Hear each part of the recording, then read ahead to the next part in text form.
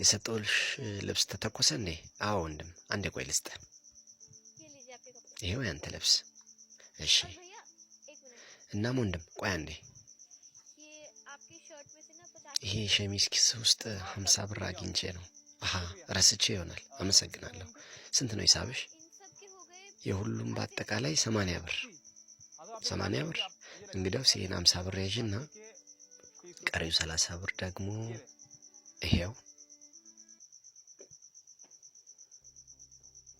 አረ ወንድሜ ቀስ በል። አሁን አይደል እንዴ የተተኮሰው? ምን እየፈለክ ነው? ባካ አሁን ያስታወስኩት። ጅንሱ የታል? 10 ሺህ ብር ነበረበት። 10 ሺህ ብር? ወንድሜ እርግጠኛ ነህ? ጅንሱ ከነዚህ ልብሶች ውስጥ ነበር? ምክንያቱም እሷ እነዚህ ልብሶች ብቻ ነው የሰጠችኝ። አዎ እባክህ በደንብ ነው ማስታወሰው። ተኮስ ብዬ ነው የሰጠኋት። በቃ ይመስለኛል ብሩን ስላገኘች ነው ጅንሱንም ያልመለሰችው። ኧረ ተው ምን እያልክ ነው? እንደዚህ አይነት ሴት አይደለችም የሰው ገንዘብ የምትወስድ። መልካም ሴት ናት። ዝም ብለህ ታወራለህ እንዴ? ደግሞስ እንዴት አወቅ መልካም ሴት መሆኗን? እንደዚሁም ደግሞ ብር ሲያዩ መልካምነታቸውን የሚረሱም አሉ። ልብሱን ስትመልስልኝ ግን እኮ ከኔ ልብስ ውስጥ የረሳሁትን 50 ብር መልሳልኛለች። ልጅቱ ታማኝ አይደለች? ያንተንም ብር ብታገኝ ትመልሳለች።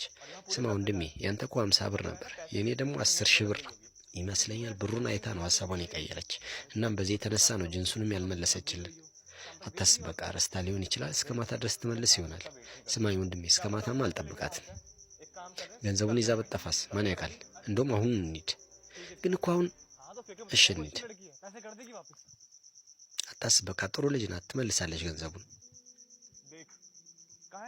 እሺ እባክህ። አየህ አይደል የታለች ያንተ መልካሟ ሴት? እንዴ ከጥቂት ጊዜ በፊት እኮ ነበረች እዚህ ስራ እየሰራች። ወዴት ሄደች? እባክህ ሄዳ አይደለም ጠፍታ ነው። 50 ሰጥታ 10 ሺህ ብር ይዛ ጠፋች። ድሀ ሲባል እንደዚህ ናቸው። እሺ ያለፉበትን ገንዘብ ሲያዩ ውስጣቸው ቶሎ ነው የሚለዋወጠው። ታማኝ ሴት መስላኝ ነበር። እሺ እውነት ነው ያልከው አንተ። ድሀ ሲባል እንደዚህ ናቸው።